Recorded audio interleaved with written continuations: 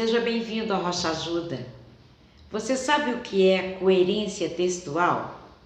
Os falantes de uma língua têm capacidade de distinguir um texto coerente de um aglomerado incoerente de signos. São capazes de parafrasear um texto, de resumi-lo, de distinguir, por exemplo, um texto técnico-científico de um poema. Eu sou Carmen Salles e hoje vou falar sobre a coerência textual e explicar como distinguir os elementos necessários à sua existência. Se você gostar, deixe o seu gostei aqui embaixo e se inscreva no nosso canal para receber outros vídeos como este.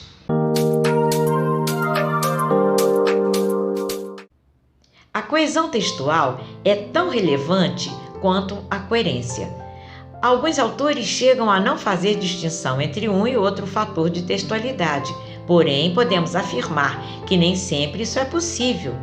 A coesão, por si só, não é suficiente para formar um texto que pode ser coeso e não apresentar coerência.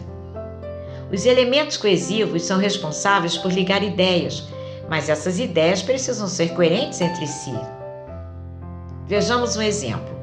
João é um excelente advogado, mas não gosta de assistir aos noticiários televisivos. O elemento coesivo, mas, não apresenta ideias coerentes entre si. Perguntamos-nos, o que tem a ver uma coisa com a outra? Vejamos outro exemplo. João é um excelente advogado e está sempre buscando textos relativos à aplicação da lei. Neste exemplo, o elemento coesivo, e, traduz coerência entre as ideias apresentadas. A coerência é, portanto, uma característica textual que depende da interação do texto.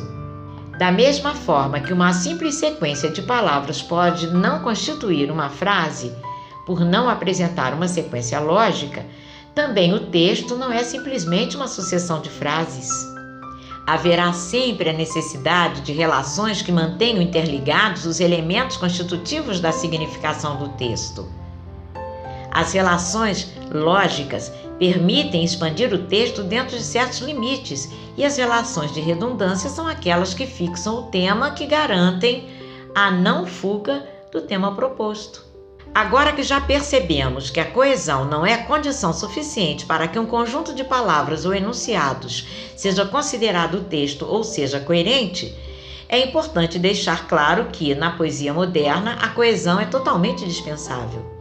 O poema não precisa apresentar conectivos, valerá a unidade que ele apresenta, pois para a existência de um texto é necessária uma unidade de significação com referência tematizada, e isso o poema deverá apresentar. Em nosso site, rochaajuda.com.br, você encontrará elementos que o auxiliarão na construção de textos jurídicos.